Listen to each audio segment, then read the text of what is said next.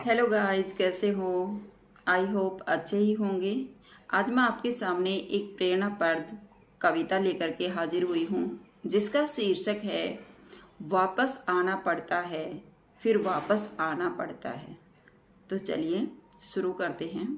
वापस आना पड़ता है, फिर वापस आना पड़ता है, जब वक्त की चोटें हर सपने हर लेती हैं, जब राह की कीलें पग छलनी कर देती हैं, ऐसे में भी गगनभेद हुंकार लगाना पड़ता है। भाग्य को भी अपनी मुट्ठी और अधिकार से लाना पड़ता है। वापस आना पड़ता है, फिर वापस आना पड़ता है।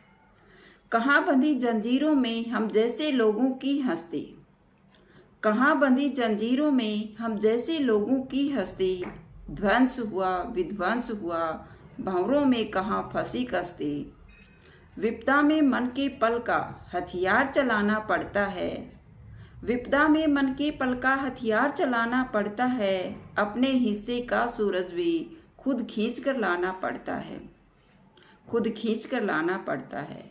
वापस आना पड़ता है, फिर वापस आना पड़ता है। पत्थर की बंदिश से भी क्या बहती नदियां रुकती हैं, हालातों की धमकी से क्या अपनी नजरें झुकती हैं। पत्थर की बंदिश से भी क्या बहती नदियां रुकती हैं, हालातों की धमकी से क्या अपनी नजरें झुकती हैं। किस्मत के हर पन्ने पर किस्मत लिखवाना पड़ता है, जिसमें मसाल सा जज्बा हो वो दीप जलाना पड़ता है। किस्मत से हर पन्ने पर किस्मत लिखवाना पड़ता है, जिसमें मसाल सा जज्बा हो वो दीप जलाना पड़ता है। वापस आना पड़ता है, फिर वापस आना पड़ता है। आई होप आपको मेरी कविता पसंद आई होगी। अगर मेरी कविता आपको अच्छी लगी हो तो प्लीज़ लाइक कीजिए, शेयर कीजिए और सब्सक्राइब करना न भूलें। तो खुद की खोज में निकल। तो चलिए शुरू करते हैं। तो खुद की खोज में निकल, तो किस लिए हताश है, तो चल तेरे वजूद की समय को भी तलाश है, समय को भी तलाश है।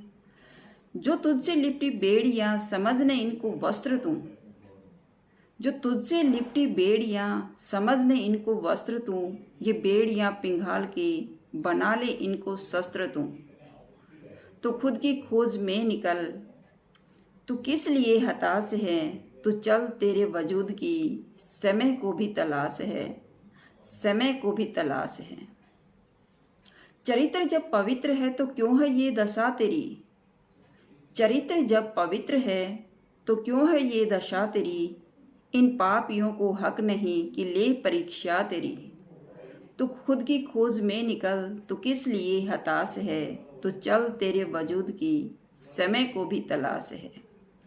जला के भस्म कर उसे जो क्रूरता का जाल है, जला के भस्म कर उसे जो क्रूरता का जाल है। तू आरती की लो नहीं, तू क्रोध की मसाल है, तू क्रोध की मसाल है। तू खुद की खोज में निकल, तू किस लिए हताश है, तो चल तेरे वजूद की समय को भी तलाश है, समय को भी तलाश है।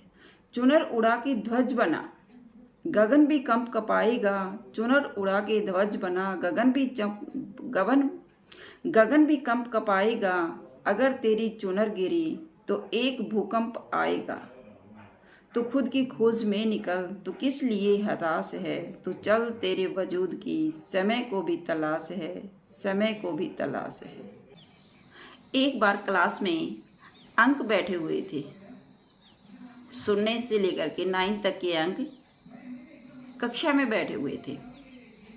तो अचानक से 9 नंबर ने 8 को थप्पड़ मारा। जैसे ही थप्पड़ 8 को लगा तो 8 नंबर को गुस्सा आता है और वह पूछता है कि भाई तूने मेरे को मारा क्यों। तब 9 ने कहा,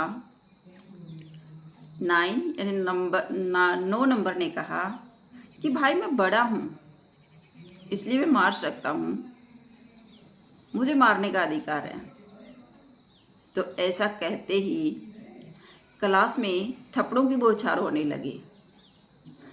8 ने 7 को मारा, 7 ने 6 को मारा, 6 ने 5 को मारा, 5 ने 4 को मारा, 4 ने 3 को मारा और 3 ने 2 को मारा और 2 ने 1 को मारा। तो यह क्रम देख करके शून्य दुबक करके एक कोने में बैठ जाता है। शून्य को पता था कि अब तुझे भी पढ़ने वाला है, तो वह डर करके कोने में जा करके दुबक करके बैठ जाता है। तब 1 ने कहा, अरे भाई शून्य भाई, तुम कोने में दुबक कर क्यों बैठ गए? तो शून्य ने कहा कि भाई जो क्रम कक्षा में चल रहा है, अब ये थप्पड़ मुझे पड़ने वाला है। 2 ने आपको मारा तो आप मुझे मारोगे, इसलिए मुझे डर लगता है।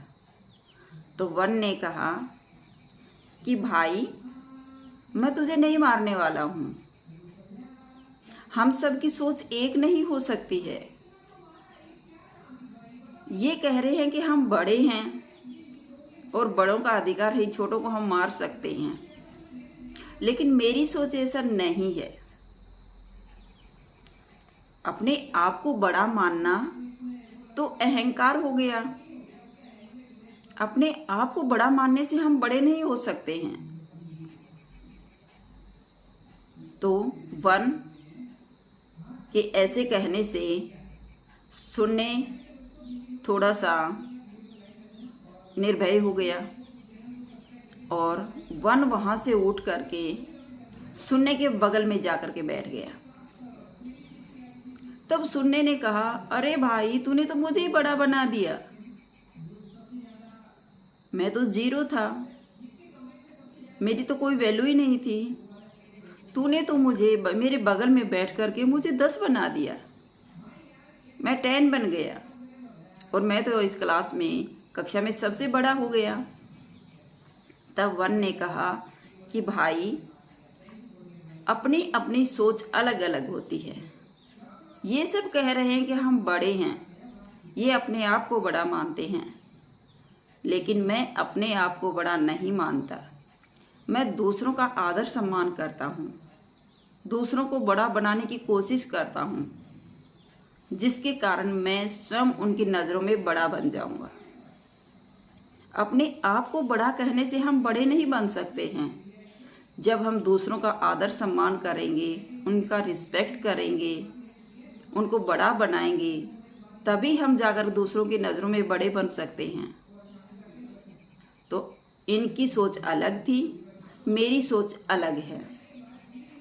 तो इस कहानी से हमें शिक्षा मिलती है कि अपने आप को बड़ा कहने से हम बड़े नहीं बन सकते हैं। इंसान अपनी सोच से बड़ा बनता है। जिसकी जितनी अच्छी सोच होती है, वही इंसान लोगों की नज़रों में बड़ा बन जाता है। तो आई होप आपको मेरी स्टोरीज अच्छी लगी होगी, पसंद आई होगी। अगर मेरी वीडियो अच्छी लगी हो तो प्लीज़ लाइक कीजिए, शेयर कीजिए और सब्सक्राइब करना न भूलें। फिर मिलते हैं नेक्स्ट वीडियो में। Bye bye.